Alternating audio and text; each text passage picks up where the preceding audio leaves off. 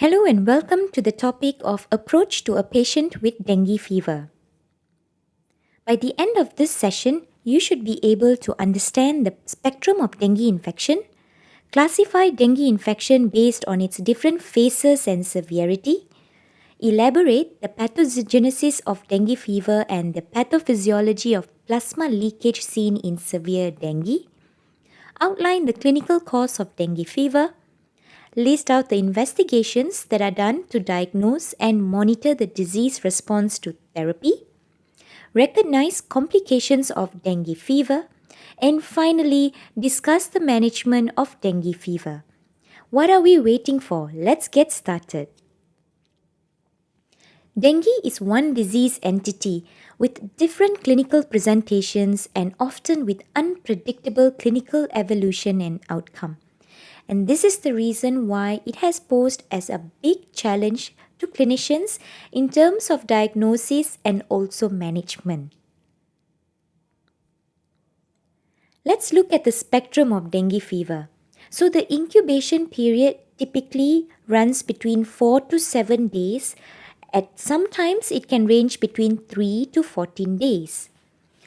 They usually come in asymptomatic with no clinical signs and they go into resolution.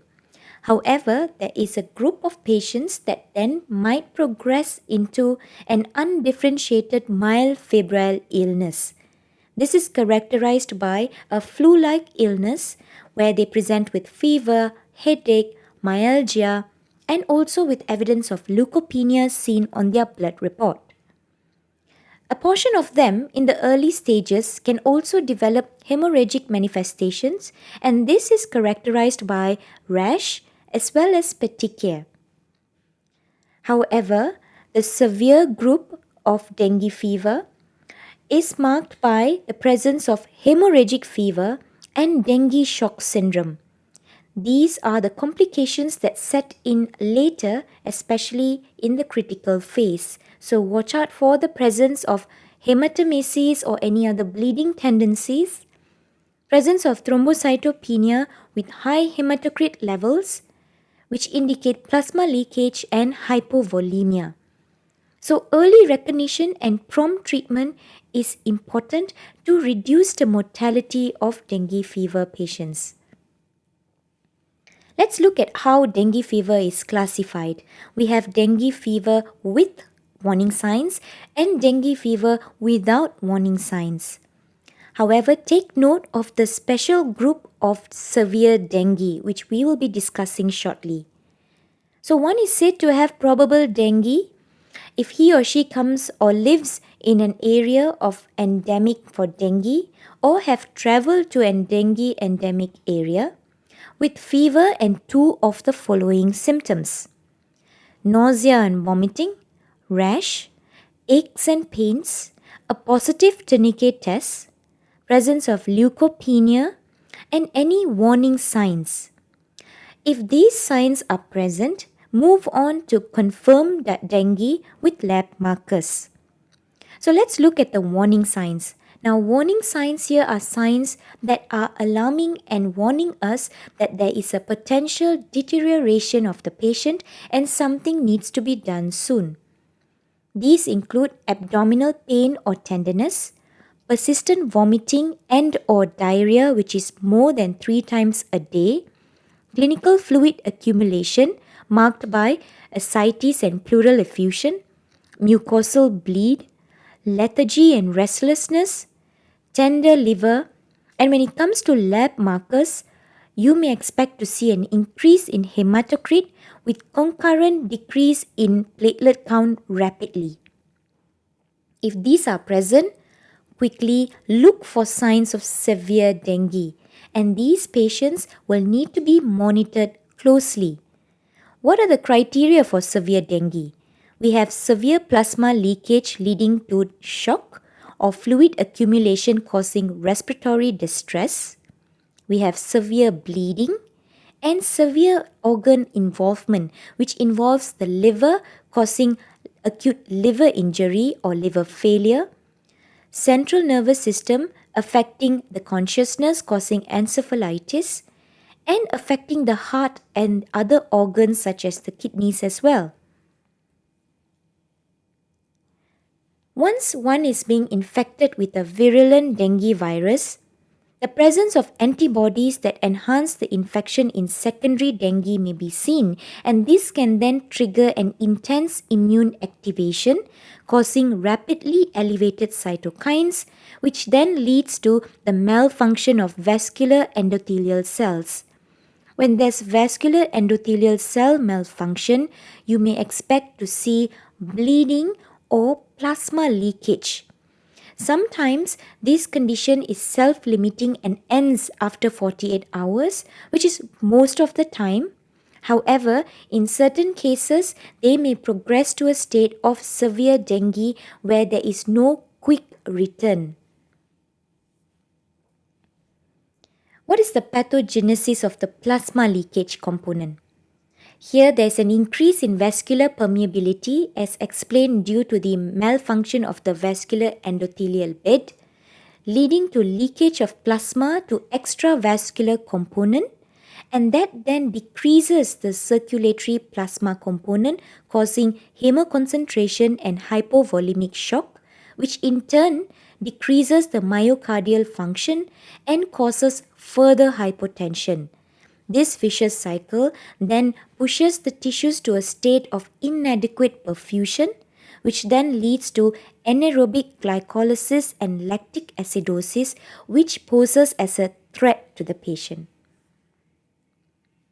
It's important to understand the clinical cause of dengue fever. Let's first understand the first stage, which is febrile phase. So here, patients would complain of sudden high-grade fever, which can last between 2 to 7 days, sometimes a little longer. They may have facial flushing, skin erythema, generalized body ache, myalgia, arthralgia and headache, with sore throat, injected pharynx and conjunctival injection. One may also have anorexia, nausea and vomiting. At this state, the patient usually appears very tired and pathetic. There may be mild hemorrhagic manifestations too, as mentioned earlier. Take note of the progressive drop in the white cell count at this phase, and this phase indicates the viremic phase. As we progress into the next phase, which is the critical phase, typically occurring late febrile phase or around defervescence, which is day 3 to day 5, may go up to day 7. It would last 24 to 48 hours in total. And the hallmark here is that you would notice a varying degree of circulatory disturbances marked by narrowing pulse pressure, increased diastolic pressure, blood pressure, as well as tachycardia. These signs may be very subtle, but these are important signs to pick up because it indicates the presence of a possibility of deterioration. Let's look at the lab parameters. We have the platelet counts that begin to decline and hematocrit levels which rise concomitantly.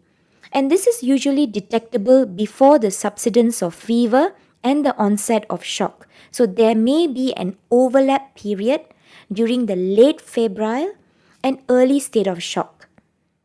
The hemoconcentration correlates very well with plasma volume loss and its disease severity. However, this is untrue for the platelet levels. If you're looking at liver function tests, you may notice transaminitis, and this could typically show a predominance of AST as compared to ALT. If there's minimal or no plasma leakage occurring, the patient would feel better as the temperature subsides, and you know you're going in the direction of dengue fever without warning signs. The patient can then be monitored every 6 to 12 hourly, gradually planning for discharge. However, if there's critical volume of plasma leakage occurring, there may be varying degrees of circulatory disturbances depending on how severe the plasma leakage is. And at this state, you may want to consider dengue fever with warning signs or dengue shock syndrome. Now, the final phase, which is recovery. In case the patient gets better, this is the road to recovery. It happens 48 to 72 hours after the critical phase. And what happens here is you will notice gradual reabsorption of extravascular compartment fluid. The patient becomes generally well, the appetite recovers, and gastrointestinal symptoms such as nausea, vomiting, or diarrhea stops. There is improvement in the hemodynamic status, the hematocrit slowly stabilizes, and the white cell count recovers, followed by platelet counts which usually trail behind. This is a typical rash seen in the recovery phase of dengue fever, where there is isles of white in the sea of red. Next, how do we make a diagnosis of dengue? So first of all, you've got to have a suspicion of dengue fever or infection, where it fulfills the criteria for probable dengue. Then, confirmation can be done using laboratory investigations. Dengue IgM is usually positive after day 5 to day 7 of illness. Therefore, a negative IgM taken before day 5 to day 7 of illness does not exclude dengue infection. A dengue rapid combo test or non-structural protein 1 antigen, which stands for the usual NS1 antigen that we encounter, should be taken as soon as dengue infection is suspected. If dengue IgM is negative before day 7, you should repeat a sample taken in the recovery phase. If dengue IgM is still negative after day 7, a dengue IgG should be done for diagnostic confirmation of secondary dengue infection. Now, these are examples of disease monitoring tests that can be done. A bedside test that monitors your vital parameters, coupled with lab investigations such as your full blood count, arterial or venous blood gas, renal profile, and liver function tests. The white cell count and platelet counts are usually normal in the early febrile phase, but will slowly decrease as the disease progresses. The decrease in white cell count is usually accompanied by the platelet reduction, and there is no correlation between the disease severity and the platelet count, as it is not predictive of bleeding. In the recovery phase, you will notice your white cell count normalizing first, followed by the platelet counts. This is an important monitoring test to be done, never to be forgotten. So in patients who are not in severe state of disease, they are able to monitor their input and output. A measurement cup is given for them to measure the amount of fluid or water consumed and charted on the monitoring chart. Similarly, a urinal with a measurement is given for the patient to pass urine and chart in the urine chart. It is also important to recognize clinical features of complications of severe dengue. So patients might be lethargic or restless, apprehensive to your treatment, reduced level of consciousness, start developing rising diastolic blood pressure with narrowing pulse pressure. They may have mild tachypnea, which may be quite subtle. Peripheral examination may indicate coolness, pallor, delayed capillary refill time, poor pulse volume, and reduced urine output, which indicate a state of dehydration. Now, these signs are all generally quite subtle, so it is important to have a high index of suspicion in patients with dengue fever to early identify the complications that may set in and take appropriate measures. Let's look at the other organ dysfunctions that can take place in severe dengue. Encephalitis.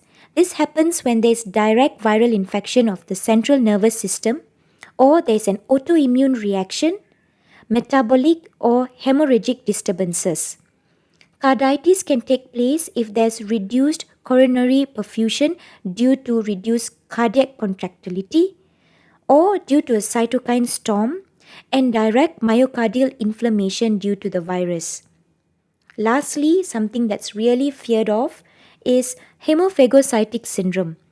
This occurs in relation to extreme immune activation leading to cytokine storm with increased interleukins and tumor necrotic factors generated by uncontrolled activation of T cells in the body.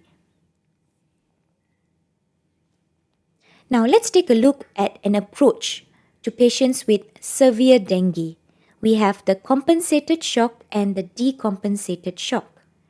So algorithm A guides us on the treatment or the measures to be taken for compensated shock.